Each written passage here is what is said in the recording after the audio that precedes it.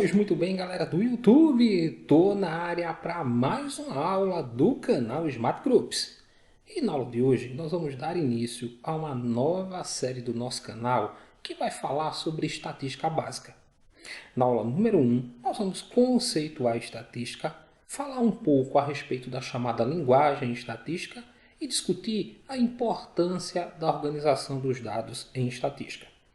Para começar a nossa aula, a gente tem aqui na nossa tela um esquema que faz um raio-x da desigualdade social, tanto no mundo quanto no Brasil. Então a gente vai começar aqui pelo lado esquerdo, que trata dessa desigualdade no mundo. Tem as seguintes informações: 42 bilionários do mundo têm mais riqueza do que metade da população mundial, cerca de 3,7 bilhões de pessoas.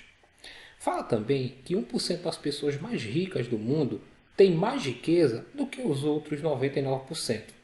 E termina dizendo que nos Estados Unidos, as 3 pessoas mais ricas têm mais do que metade da população americana, cerca de 160 milhões de pessoas. Do lado direito, a gente faz um panorama levando em consideração a situação da desigualdade social aqui no Brasil. Então começa dizendo que 6 bilionários têm a mesma riqueza que 100 milhões de brasileiros. Ou seja, 6 pessoas têm riqueza equivalente a praticamente metade da população do Brasil. Depois é dito que 5% dos mais ricos no Brasil têm o mesmo que os outros 95%. E termina falando que um trabalhador que recebe um salário mínimo precisa trabalhar 19 anos sem gastar um mísero centavo para ganhar o que 0,1% dos mais ricos ganham em um único mês. Quando passamos, além de ler, analisar esses dados, nós notamos que no Brasil e no mundo, a concentração das riquezas na mão de poucas pessoas é uma coisa comum. E isso não é uma novidade dos tempos modernos, do século XXI. No século XVIII, no chamado período das luzes, na era do iluminismo, Jean-Jacques Rousseau, na sua obra Contrato Social, ele já afirmava isso, que uma das causas da desigualdade social é a chamada propriedade privada. E por quê? Porque aquele que tem a propriedade privada, que tem os meios de produção, acabam levando e tendo muito mais vantagem que todos os outros. Isso fica evidente quando a gente passa a analisar esses números que estão descritos na nossa tela.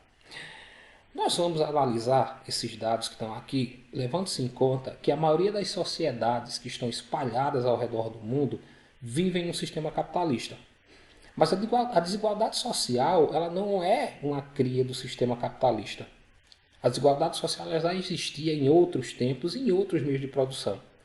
Se a gente voltar um pouco no tempo e pensar, por exemplo, no modo de produção escravista, ou pensar na Roma antiga, onde nós tínhamos os patrícios, os nobres que dominavam a sociedade, e do outro lado os plebeus, nós já tínhamos fortes fatores de desigualdade social.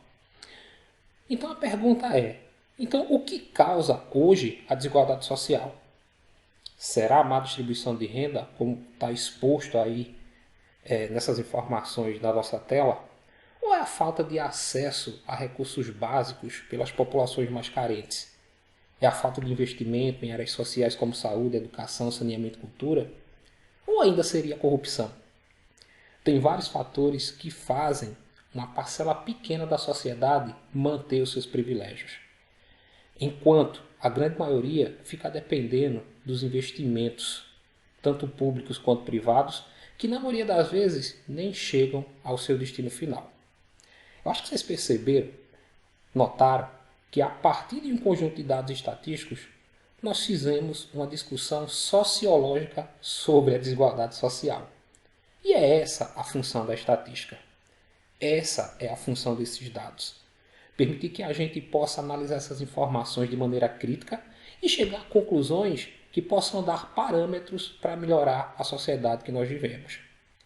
O que nós vamos ver agora é quais são os processos que a gente precisa ter para que esses dados sejam apresentados dessa maneira que está na nossa tela. Vamos para a próxima tela da aula de hoje. Na nossa tela anterior, quando nós analisamos aquelas informações que faziam um raio-x sobre a desigualdade social tanto no Brasil quanto no mundo, a gente observou que aqueles dados eles já estavam prontos para serem interpretados e analisados. O que acontece? Dentro de um estudo estatístico, para que os dados se apresentem daquela forma, é necessário que antes a gente siga uma série de passos. E são esses passos que a gente vai discutir agora. Qual é a primeira coisa que eu faço quando eu vou iniciar um estudo estatístico? É a chamada obtenção ou coleta dos dados. Eu tenho que ir a campo, coletar as informações para que eu possa começar o meu estudo estatístico. Depois que essa coleta é realizada, a gente precisa organizar esses dados, que é uma parte fundamental dentro do estudo estatístico. Essa organização é que vai permitir que a gente faça de uma maneira mais ágil a representação desses dados por meio de uma tabela ou de um gráfico. Depois que eu coleto esses dados, organizo eles e represento utilizando uma tabela ou um gráfico, a gente vai poder fazer as análises e interpretação das informações que estão ali. E aí, a partir dessas análises que são feitas, é que a gente pode tomar uma decisão ou outra com base nos dados que foram coletados, organizados e representados. Então, se a gente observar essa sequência aqui, ela define de uma maneira bem clara para a gente o que é estatística. A estatística é um campo da matemática que é destinado à coleta, organização, representação e análise de dados, sempre levando em consideração o foco da tomada de decisões com embasamento nessas informações. Dentro da estatística, a gente vai trabalhar com uma série de termos, de linguagens que são próprias do mundo estatístico. Então é importante que a gente conheça esses termos, já que eles vão aparecer muito durante o nosso trabalho com estatística. Aqui na nossa tela eu destaquei 4 deles. E o primeiro deles é a população. Quando eu vou iniciar um estudo estatístico, eu tenho que definir em que população eu vou fazer aquele estudo.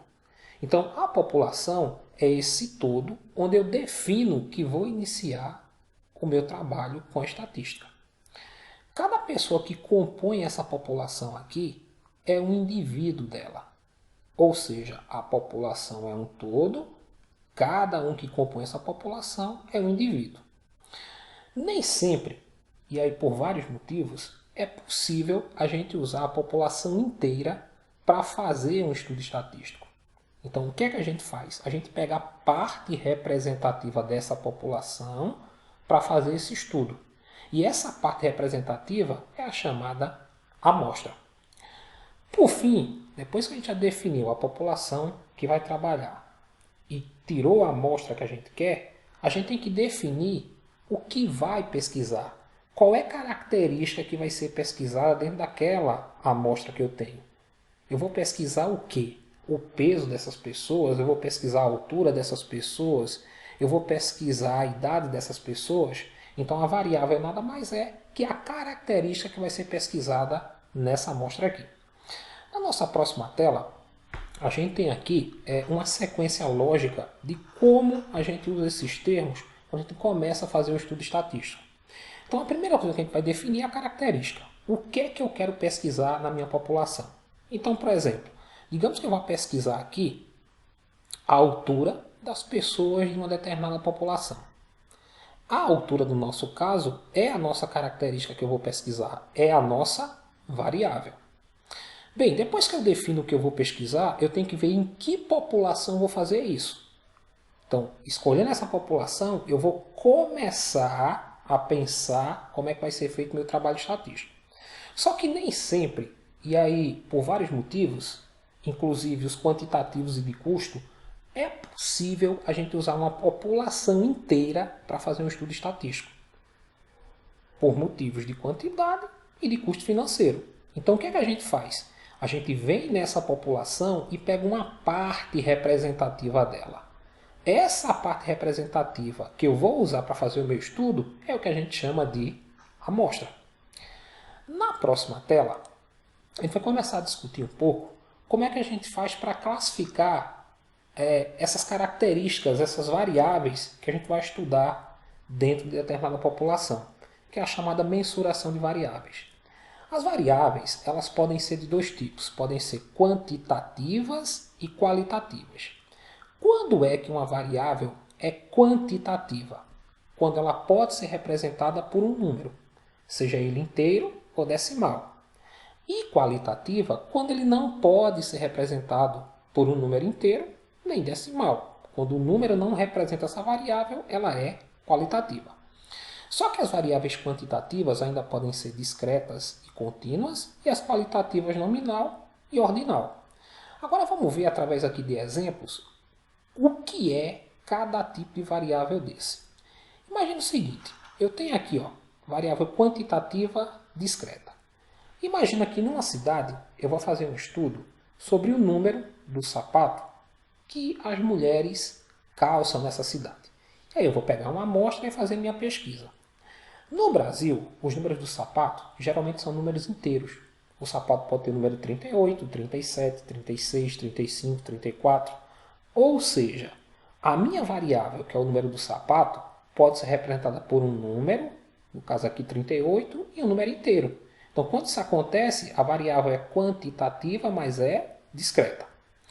Agora imagina que eu vou fazer uma pesquisa sobre a altura das pessoas dessa mesma cidade. Dificilmente a gente vai medir a altura de uma pessoa usando um número inteiro. Ninguém chega e diz que uma pessoa tem 1 metro de altura, 2 metros de altura, 3 metros de altura.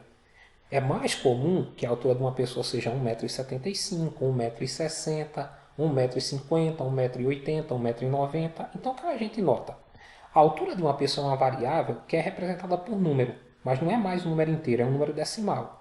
Quando isso acontece, a minha variável é quantitativa, só que passa a ser contínua, porque é representada por um número mais um número decimal.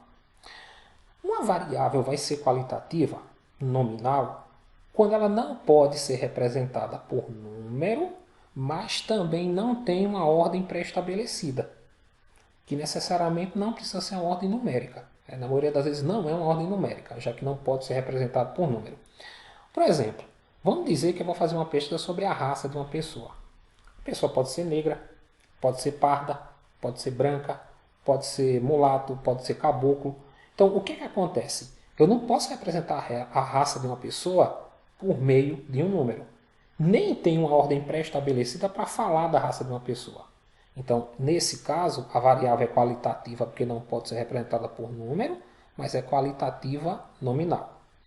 E por fim, a variável qualitativa também pode ser ordinal. Esse tipo de variável ela também não pode ser representada por número, mas ela tem uma determinada ordem pré-estabelecida. Como, por exemplo, o grau de escolaridade de uma pessoa. A pessoa pode ter o ensino fundamental, pode ter o ensino médio, pode ter o ensino superior, pode ser pós-graduado, pode ter mestrado, pode ter doutorado e pode ter PhD.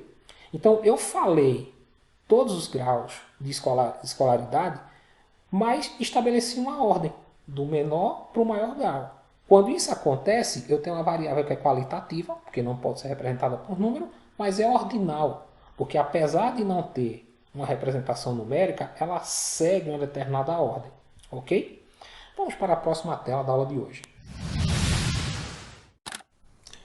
Bem, nós discutimos que por conta da quantidade e dos custos, dificilmente um estudo estatístico trabalha com a população inteira. O que é que a gente faz? A gente retira parte dessa população, a parte representativa, que a gente vai utilizar para fazer esse estudo. E essa parte representativa a gente chama de amostra. Só que existem diferentes maneiras da gente coletar essas amostras de uma população. E isso se chama tipo de amostragem. A amostragem ela pode ser de 4 tipos. A gente tem a amostragem casual, a amostragem sistemática, a amostragem estratificada e a amostragem por conglomerados. Vamos ver agora na nossa próxima tela o que é e como fazer cada tipo desse de amostragem. Então a gente tem aqui a princípio uma população com 24 pessoas, que eu numerei aqui, digamos que isso aqui são fichas que vão de 1 até 24. E eu dividi essa população aqui por bairros. Eu tenho aqui 6 pessoas do centro, 6 de Santa Luzia, 6 de Santo Antônio e 6 de Santa Clara. O que é que a gente vai fazer? A gente vai ver como coletar amostras dessa população usando cada um daqueles tipos de amostragem. Então vamos começar aqui com a amostra casual. Imagine que eu dissesse o seguinte: eu vou escolher aqui desse grupo de 24 pessoas, 4 pessoas de maneira aleatória. Então eu vou pegar uma pessoa que pode ser qualquer uma dessas aqui do bairro de Santa Clara, depois eu vou pegar uma pessoa do bairro de Santo Antônio, uma pessoa aqui do centro e uma pessoa de Santa Luzia. Então estão aqui essas pessoas e eu nem preciso numerar porque pode ser qualquer uma das 6 de cada bairro. Como eu podia pegar aqui 4 de um bairro só de Santa Luzia, ou 2 aqui de Santa Luzia e 2 de Santo Antônio. Então, quando a gente escolhe essas pessoas de uma maneira aleatória, quando a gente coleta essas informações de uma maneira aleatória, sem seguir lista pré-estabelecida nenhuma, a gente está tirando uma amostra que a gente chama de casual. Eu escolhi 4 pessoas ao acaso aqui dessa população. E tanto faz ser uma de cada bairro, como podia ser 2 de um bairro, 2 de outro, ou as 4 de um bairro só, contanto que eu escolha de maneira aleatória.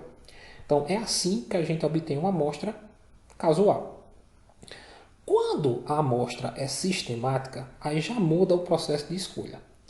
Para trabalhar com amostra sistemática, a gente tem que estabelecer uma lista e dentro daquela lista uma determinada característica para pegar a amostra. Por exemplo, eu nomeei aqui as pessoas dos bairros com números de 1 até 24.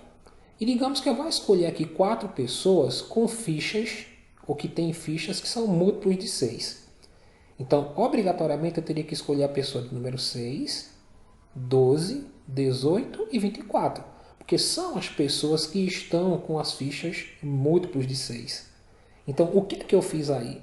Eu utilizei o processo sistemático. A minha amostra é uma amostra sistemática, porque eu utilizei uma lista pré-estabelecida e uma determinada característica para encontrar as 4 pessoas que eu escolher. Como eu podia também escolher as pessoas ali que tivessem só números pares, ou escolher as pessoas que têm só números ímpares. Não necessariamente precisaria ser só as 4 que eu escolhi aqui com fichas múltiplos de 6. O próximo tipo de amostragem é a chamada amostragem por conglomerados. Observa que aqui na nossa população eu dividi aqui as pessoas por conglomerados. Os conglomerados aqui são os bairros. O centro tem 6 pessoas, Santa Luzia tem mais 6, Santo Antônio tem mais 6 pessoas e Santa Clara mais 6. Então cada bairro desse é um chamado conglomerado. E aí digamos que eu digo o seguinte: eu vou montar uma associação e quero escolher uma pessoa que vai ser o presidente. Ela tem que ser do centro, então de 1 a 6 aqui, e o vice-presidente tem que ser de Santo Antônio, de 13 a 18. Então, para escolher o presidente e o vice-presidente, obrigatoriamente eu especifiquei 2 conglomerados, que são os bairros. Quando eu faço isso, eu estou escolhendo uma amostra por conglomerados. E outro tipo de amostra é o chamado tipo de amostra estratificada, que é quando eu estabeleço um percentual dos conglomerados que eu tenho para escolher. Por exemplo, digamos que eu vou escolher aqui 50% das pessoas de cada bairro. Como tem 6 pessoas em cada bairro, eu vou escolher 3 pessoas do centro, 3 de Santa Luzia, 3 de Santo Antônio e 3 de Santa Clara. E aí eu posso escolher em qualquer ordem, usando o método casual ou sistemático, mas eu vou escolher 50% de cada bairro. Isso garante que cada bairro, em termos percentuais, tem uma representatividade igual. Quando isso acontece, a gente está estratificando a amostra. Ok? Vamos para a próxima tela da aula de hoje. Agora, nós vamos discutir um pouco a respeito da importância da organização dos dados estatísticos. A princípio, a gente tem aqui na nossa tela um texto que está com as letras completamente desorganizadas. E o que é que a gente vai fazer? A gente vai tentar ler esse texto. Então diz assim, ó. De acordo com uma pesquisa de uma universidade inglesa, não importa em qual ordem as letras de uma palavra estão.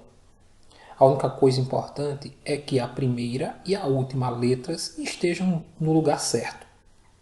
O resto pode ser uma total bagunça que você consegue ainda ler sem problema.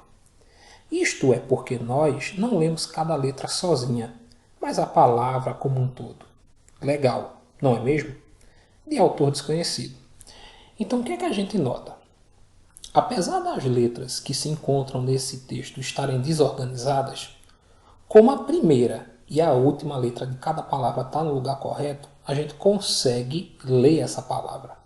Porque aí ele diz que a gente não lê a palavra letra por letra, a gente lê a palavra como um todo. E isso aqui, na língua portuguesa, funciona. Mas em estatística, se os dados estão desorganizados, vai dar muito trabalho para que a gente possa fazer uma interpretação. Então é fundamental em estatística que a primeira coisa que a gente faça depois que coleta esses dados é organizá-los. E aí eu vou dar um exemplo aqui de uma situação, o quanto isso é importante. Imagina que há 3 candidatos à vaga de emprego numa empresa. E eles foram submetidos a um teste onde eles deveriam apresentar um estudo para adequar a frota de veículos da empresa às regras de rodízio vigente em um grande centro urbano. Então, na segunda-feira, só podem sair os carros que têm como número final da placa 1 e 2. Na terça-feira, só saem os carros que têm número final 3 e 4. Na quarta-feira, só saem os carros que têm como número final 5 e 6. Na quinta, os carros que têm no final o número 7 e 8. E na sexta, os números que têm no final 9 e 0. Então, o que é que a gente vai fazer? A gente vai ver como foi que esses 3 candidatos fizeram a organização da frota de veículos dessa empresa para que eles atendessem a essa regra de rodízio. Então, aqui na nossa próxima tela. O primeiro candidato, ele saiu colocando aqui só o final de cada placa. Então, ele organizou desse jeito aqui, o candidato A. O candidato B, ele já foi um pouco mais organizado. Ele colocou aqui na segunda-feira os carros que tinham final 1 e final 2, na terça-feira os que tinham final 3 e final 4 e assim por diante.